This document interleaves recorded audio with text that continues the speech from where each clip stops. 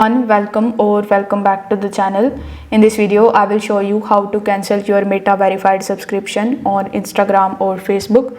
First of all, you need to launch your Instagram mobile application, then tap on your profile icon in the bottom right hand corner of the screen.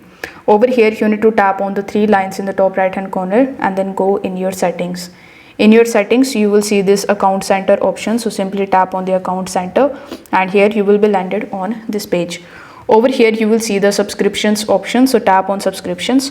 Here you will see your Meta verified subscriptions, so tap on the Meta verified option.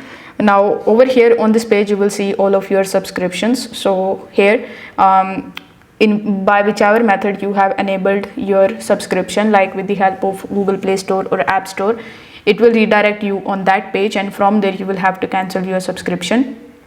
So this is how you will be able to do it. If this video helped you out, consider subscribing to the channel and liking the video. Thanks for watching.